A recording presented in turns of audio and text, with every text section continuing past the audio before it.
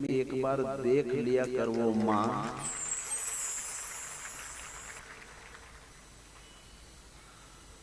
दे तो दिया 40,000 का मोबाइल छोरे के हाथ में,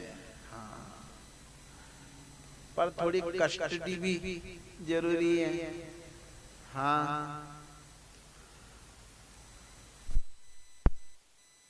हिंदुस्तान उस चौराहे की तरह ऐसा आज की जहां 35 टुकड़े किए जाते हैं हिंदू की बेटियों के। ताली तो मत बजाओ, सुनी लो तम तो।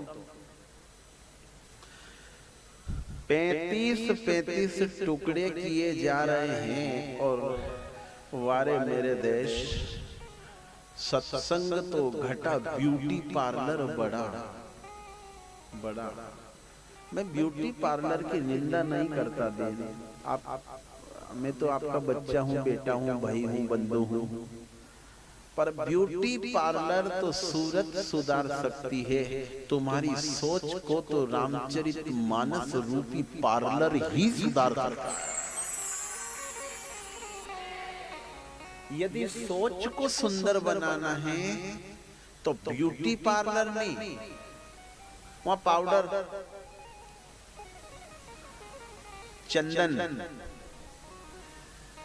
संख्या बड़ी है।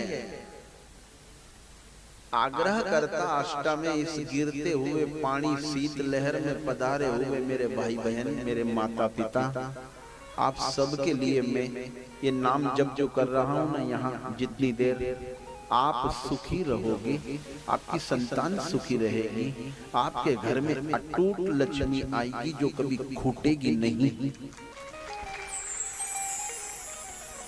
पर 35 टुकड़े करके हाँ फ्रिज में रखा जाए और फिर भी पार्लर बढ़ी दिया है। कोई बेन बेटी हो नहीं, बेन हूं उनकी बुराई नहीं करी रही पार्लर की, यूं कहेगा गोविंद जाने करके हमारा धंधो चौपट करवाया। मैं उनकी बात नहीं कर रहा हूं, मैं मेरे राष्ट्र की बात करने जा रहा।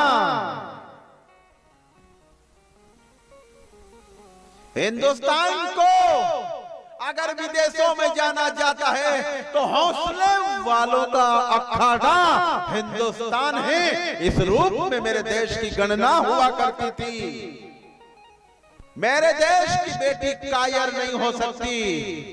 मेरे देश की बेटी तो वो थी साहब, जब घोड़े पर बैठकर चला करती थी ना, तो उसके घोड़े की टाप से अंग्रेजों के कालजे कांप जाया करते थे।